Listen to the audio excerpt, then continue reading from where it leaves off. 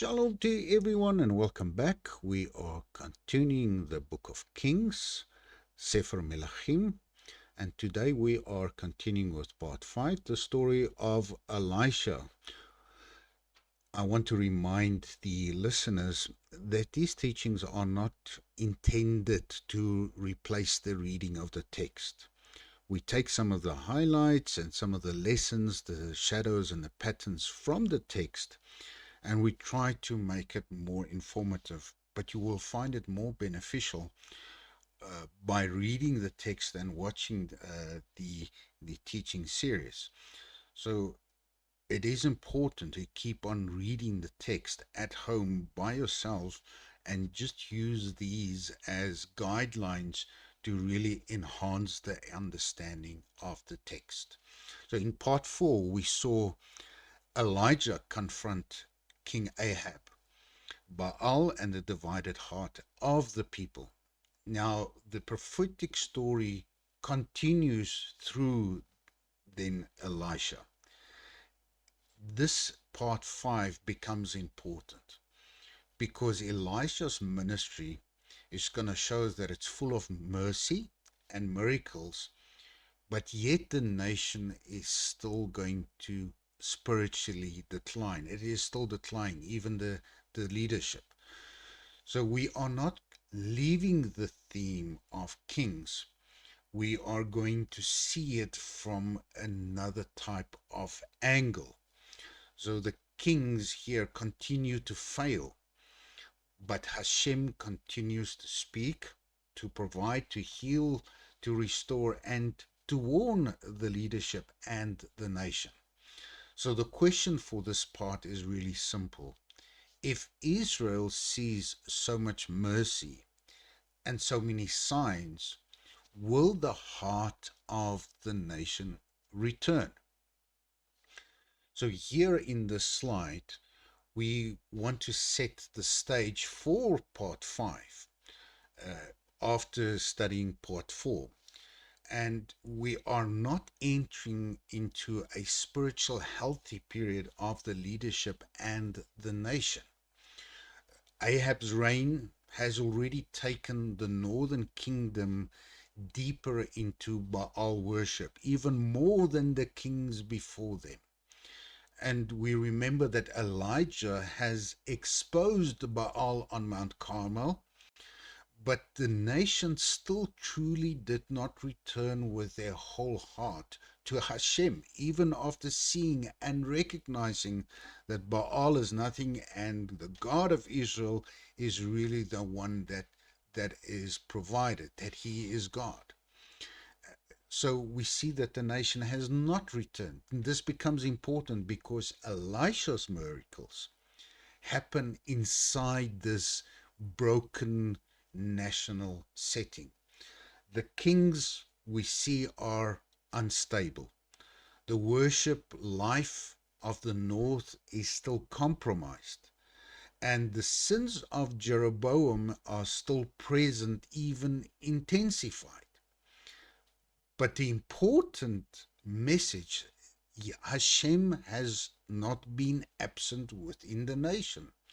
The author wants us to look at the prophet and see that God is still speaking to the nation. He's still speaking and he's still showing mercy to the people within the nation, even in a setting of covenant unfaithfulness.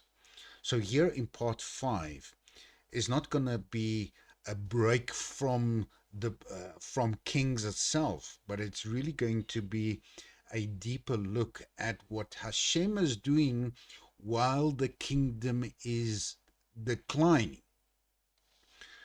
So when we look at Israel at this moment, the national condition before we're going to see Elisha's miracles, Ahab has died, but the problem within the kingdom has not died. Even after Baal has been exposed, the people have not been deeply transformed. And here in this beginning of this text, we're going to see that King Ahaziah's sickness in chapter 1 shows this same problem. The king of Israel looked outside the covenant for his answers in his dilemma. Instead of seeking Hashem, he sends then messengers to Baal Zebub for his healing. And that question from Elijah the prophet is very sharp to the leadership. Is there no God in Israel that you can consult for your healing? So this sets the tone for the whole section. Israel has seen evidence. They've been warned, they've seen, and they've been showed mercy. But really, the heart of the leadership and the nations remains really unsettled. So here, Elisha's ministry will show us that the word of Hashem still stands, even when the throne is spiritually weak. So the question is no longer here who is king, but who really carries the authority and the word of Hashem. So many readers, when we start reading the stories of and the miracles of Elisha, we have previously seen that it focused on so many things about the king and the national condition. And here we see that chapters 4 to 7, it's almost an interruption to the story. So we expected more political movement, more kings, more battles. But suddenly we get household stories, personal needs, and miracles. But this is really deliberate from the author's perspective. The author is slowing us down so that we can see what the kings cannot provide. The king cannot heal the land. The king cannot heal Naaman. The king cannot feed the city. The king cannot open blind eyes. But Hashem can. Not even Baal, but the King of Kings, the King of the covenant, he is the one that can. So the miracle stories are not a random setting within the Sefer Melachim, within the Book of Kings. And we are going to see the importance of the stories of the miracle, even carried much later into the text, even as a central focus point within, for instance, the New Testament, the Brit Chadashah. So they showed us that the true God of Israel is still giving life, provision, healing, and deliverance. But the tragedy is that the nation receives these signs, but still does not fully return. So when we remember this within the settings on the Book of Kings, and we read later on the prophets, and we read later on the other writings, and even the New Testament, we are going to realize this still continues. That people will see, they will experience, but not everyone's heart will return fully to Hashem. So here in the slide, we see that the message behind the miracle stories are really important. So we ask us question, what is the author really trying to tell the reader, specifically in that time, and even for us today, what is really the core fundamental message behind the miracle story? So this gives us really this few of this message within the slide gives us an interpretive key to unlock the ideas of the message behind the miracles, because it's going to become important for us when we read, for instance, the New Testament. The author is showing that Hashem is still present with his people, that God has not abandoned Israel. He is not absent from Israel's suffering.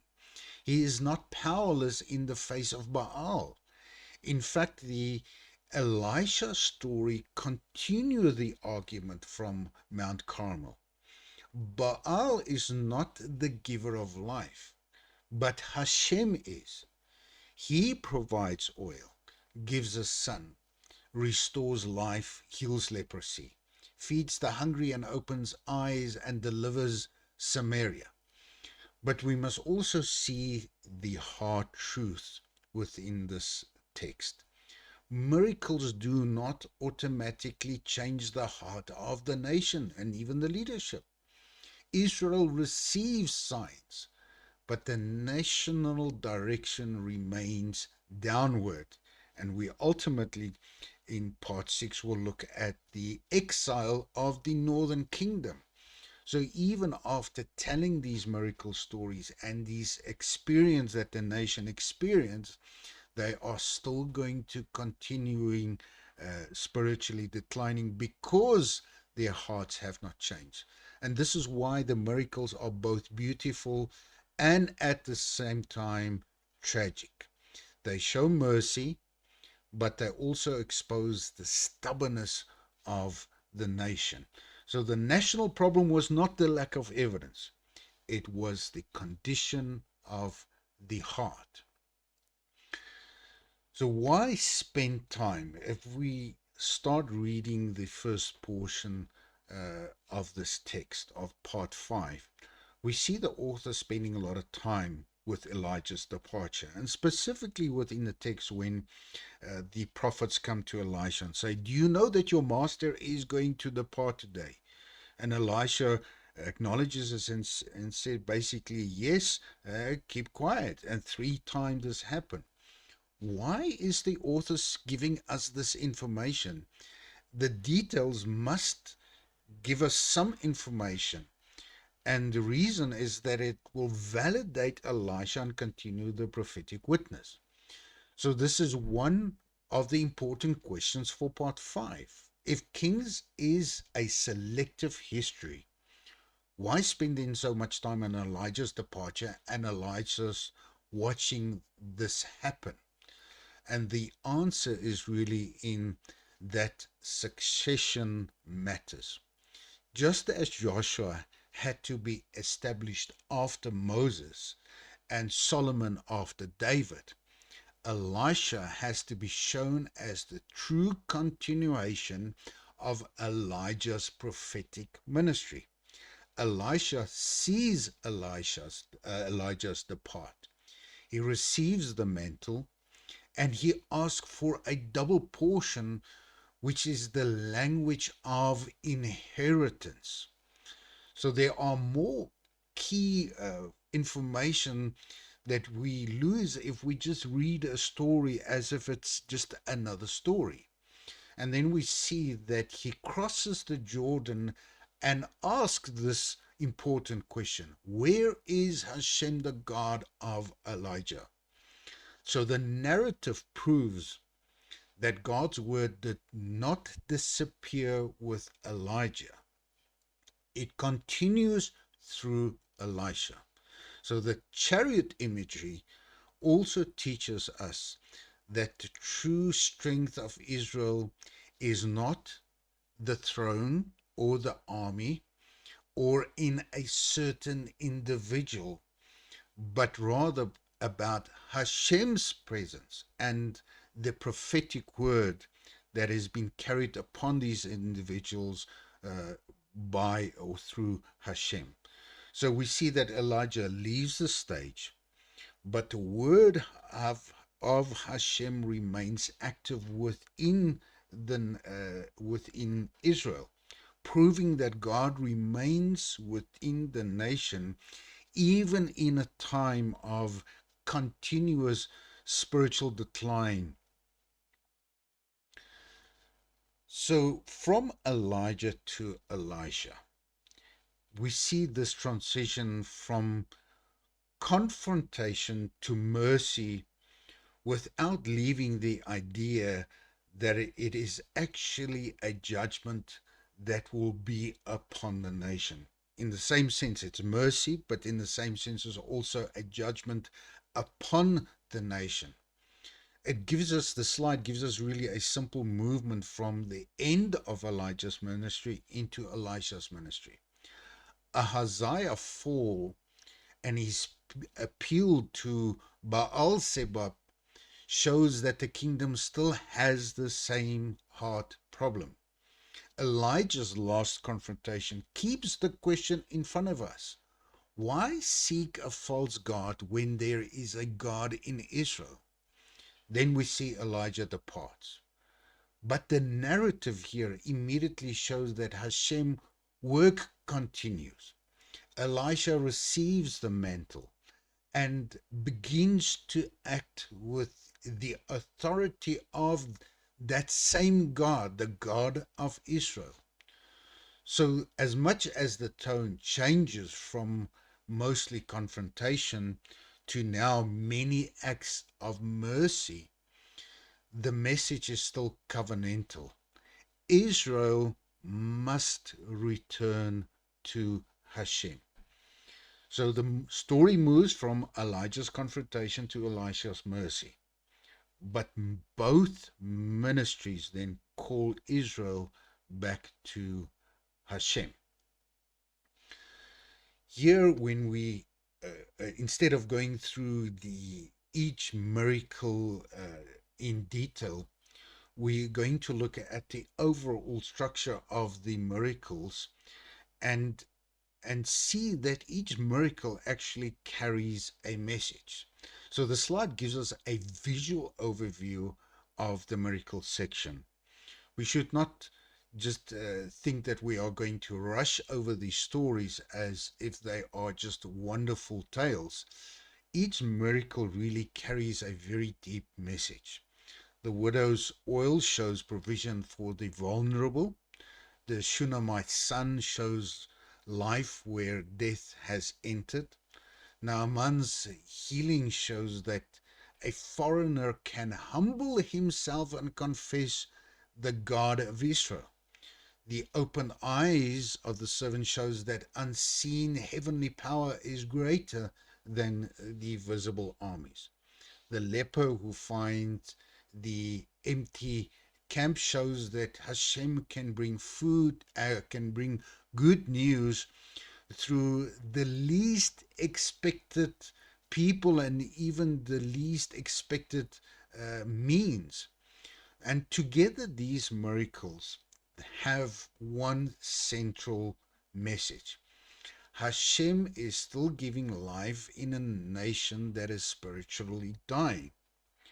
So if the author is intending the miracle story to provide this miracle or this core message that Hashem is still active, he's still within the nation, we are going to understand why the New Testament authors really found it also important to write so many miracles, because it demonstrates the presence of Hashem among the people, the mercy of Hashem among his people, that Hashem is still giving life, he's provisioning, he's healing and giving deliverance in a time of a declined spiritual state. So mercy here, we see that mercy is being carried into the homes of ordinary people. It's not just about now kings and the household of the kings or focusing on the kings themselves, but rather it moves from the throne room into the household. So one reason that 2 Kings chapter 4 is so beautiful, that it takes us away from this kings and palace into ordinary homes. We meet a widow, a hospitable woman, a dead child, hungry prophets, poisoned food, and limited bread. And these are not royal problems. They are human problems. And the author wants us to see that Hashem mercy really reaches to real people in the miracle, in the middle of a national decline. while the leadership is failing, God is still near the poor and the broken. This is also prepare us for then this later scripture interpretation, where we see some of these patterns actually going to resurface in a similar manner in, for instance, the other prophetical books and even within the New Testament, where the prophetic and messianic work is often seen among the needy, the sick, the hungry, and the outside. So the throne may be corrupt, but here Hashem mercy is moving among the poor, the hungry, and the broken and the faithful. So Naaman really becomes also a very key point in the story of Elisha, because we are going to see a similar pattern even being reflected to us in the New Testament. The outsider who really sees clearly. He's a foreign commander that responds faithfully and with faith while Israel's own leadership remains dull. So Naaman's story is one of the clearest examples of the reversal theme in Kings. Naaman is not an Israelite. He is a commander of Aram, even connected with Israel's enemies.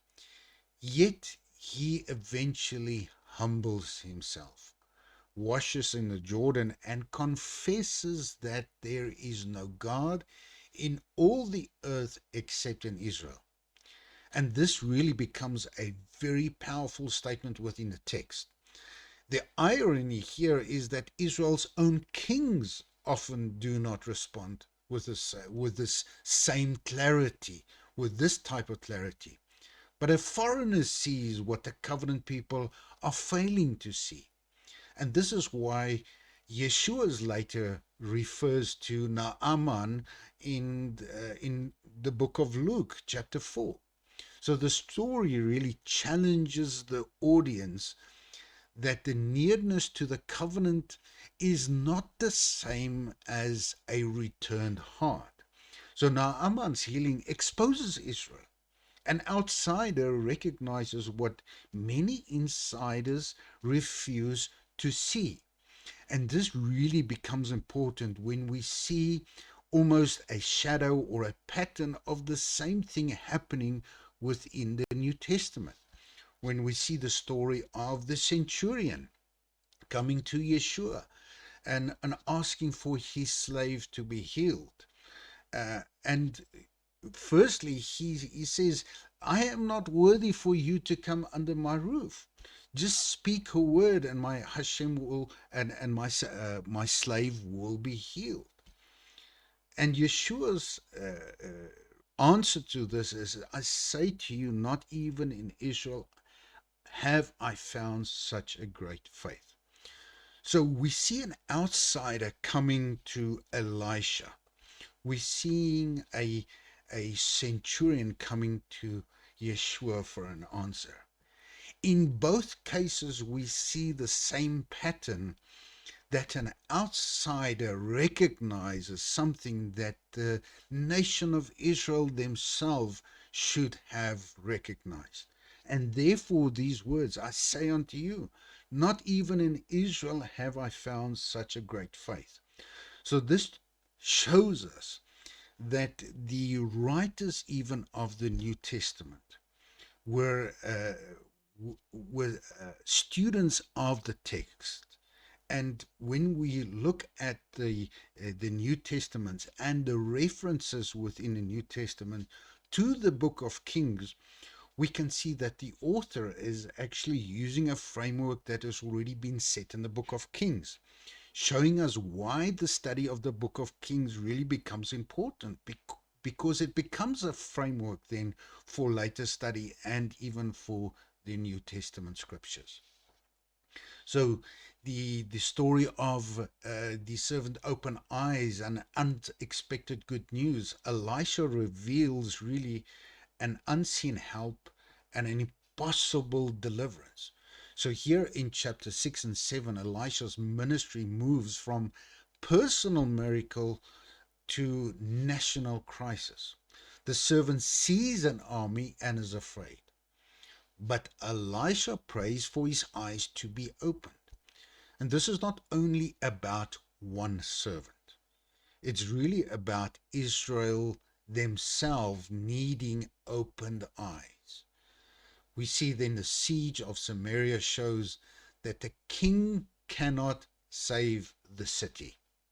The situation is impossible, but Elisha says, hear the word of Hashem, really demonstrating that the authority and the message that the word of Hashem is among the nation in a drastic declining environment.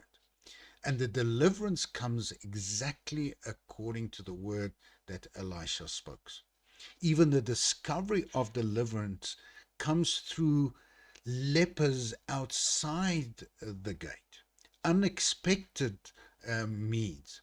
And this is very important because Hashem often, and we'll see this even in the New Testament, he uses the weak and unexpected, the unexpected to announce the good news.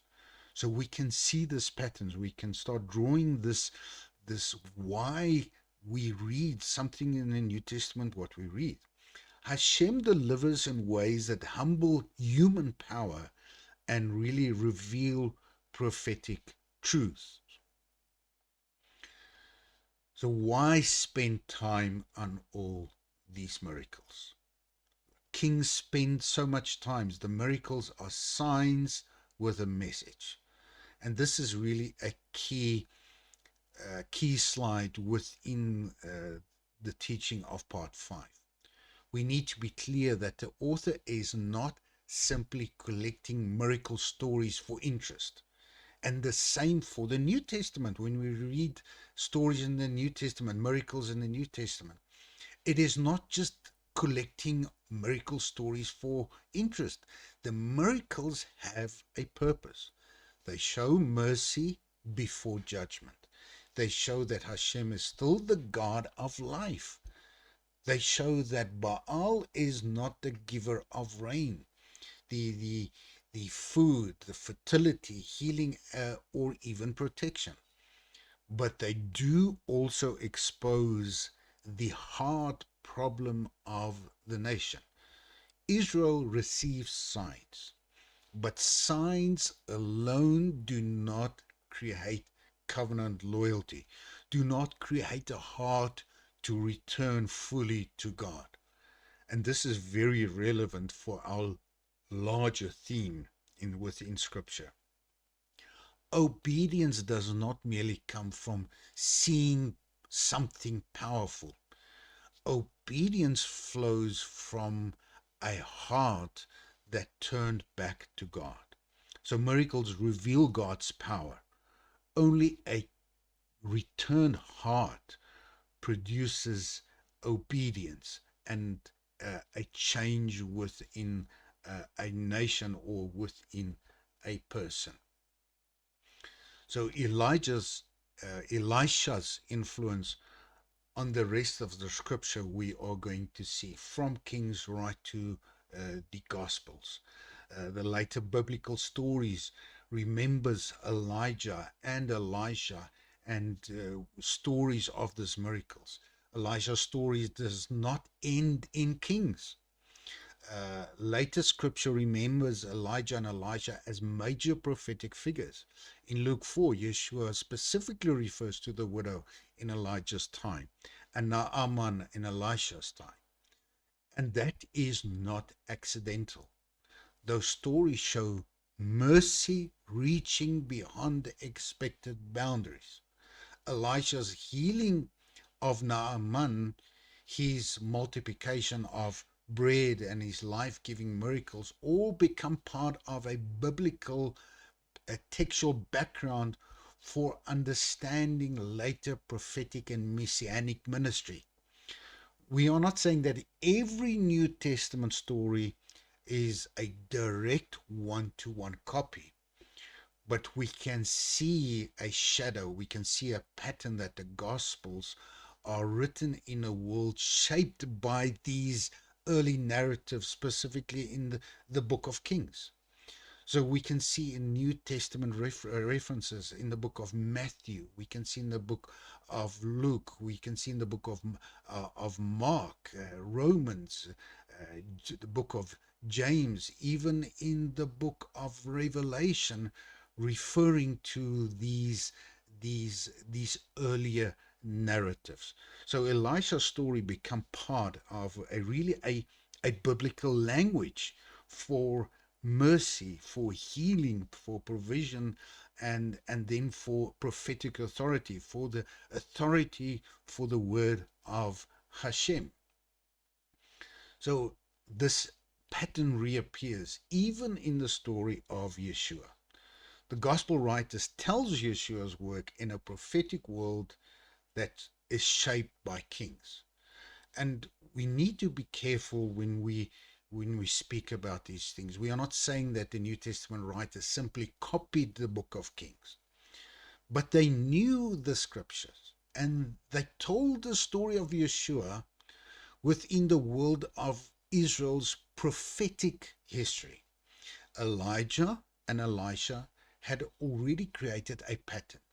The prophet speaks the word of God, confronts false power, brings mercy to the poor, heals the sick, raises the dead, feeds the hungry, and calls Israel back.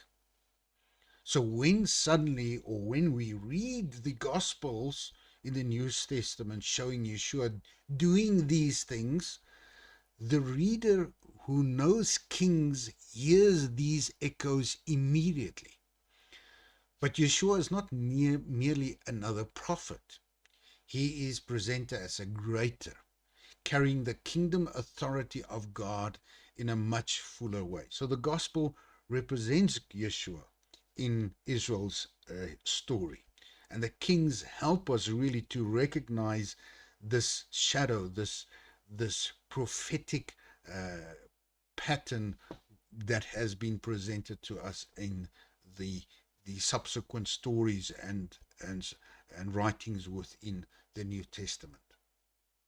So, for instance, we look at an example where we could see a possible thematic contrast and link with Isaiah and the paralytic. The, and we see, for instance, how kings can illuminate the New Testament. We should not overstate it as if the gospel writer explicitly says, I'm quoting 2 Kings chapter 1, but the thematic contrast is very strong. Isaiah falls through an upper structure and becomes sick. He seeks Baal Zebub, and the prophet asks, is there no God in Israel?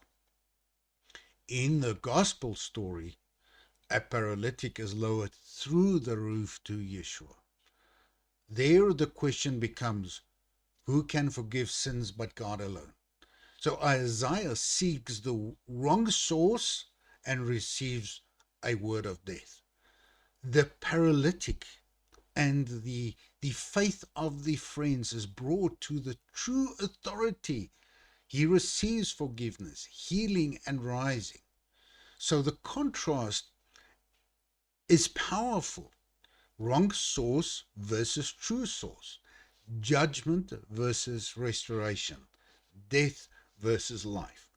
So by studying these miracles, by studying and seeing that there are a connection between miracles within the book of Kings and miracles within the New Testament, we can see and we can discover patterns that will actually continue the story of the nation of Israel. A God who calls a people back to covenant faithfulness, to covenant loyalty. So why why is it really then important to study the Old Testament? Specifically, we have been studying the book of Kings, the book of Judges, the book of Samuel, now the book of Kings, and also the prophetical books, because it brings light to the new. Kings really trains us to recognize themes that will continue later in the scripture. So this slide explains why studying Kings helps us read the New Testament better. The New Testament did not appear in a vacuum. It is language, its imagery, and patterns are deeply rooted in the scriptures of Israel. Kings teaches us about prophetic authority, false worship, the heart problem, mercy to outsiders, and signs that call people back to God. So when we then read the Gospels, we are better prepared to understand what is happening. Yeshua's healing, his feedings, confrontation, and teachings are not random events. They stand inside the long story of God calling Israel back and bringing life where the nation is spiritually dying.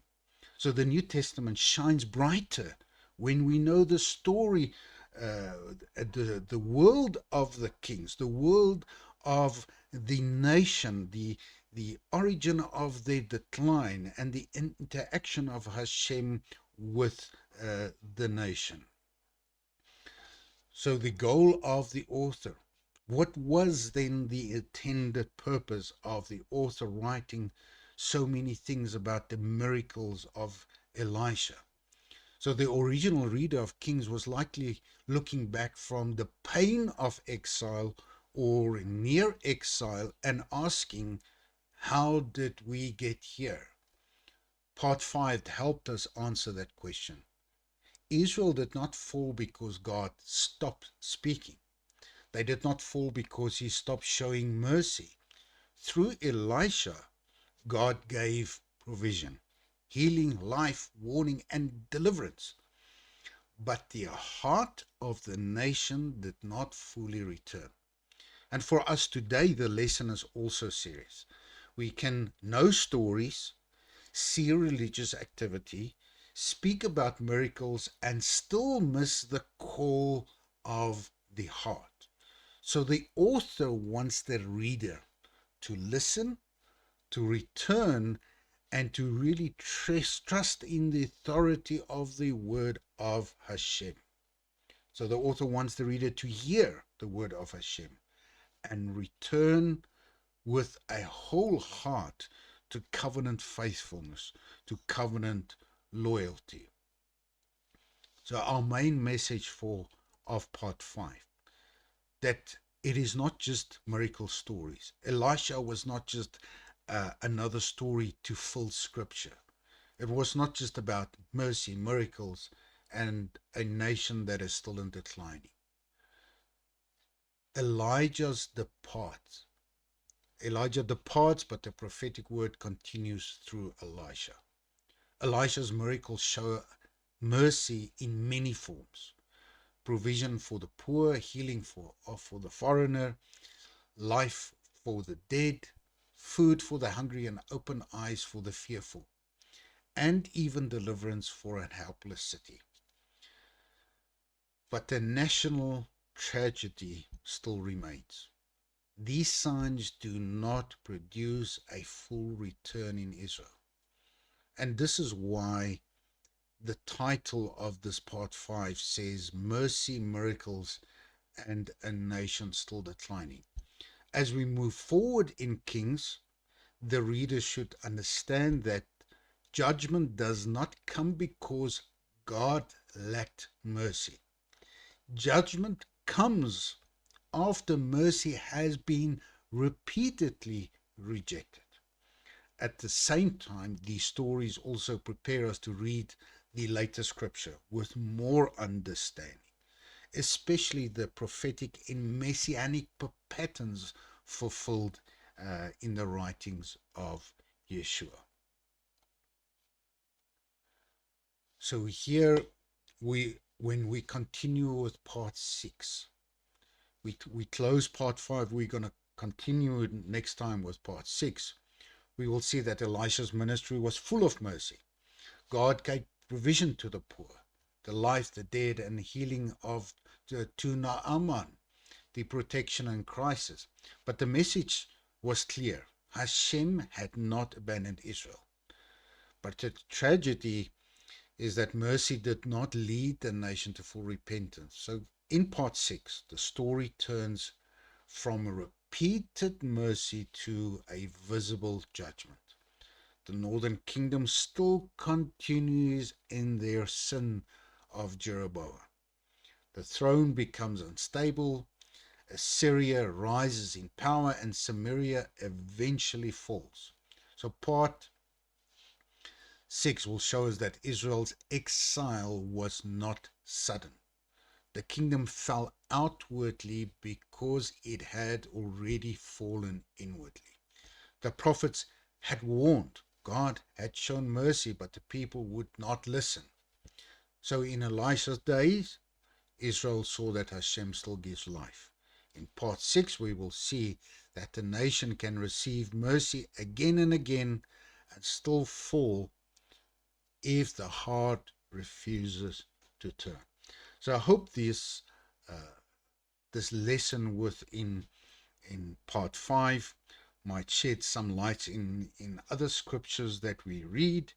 And with this, I want to wish each one of you a Shavua Tov.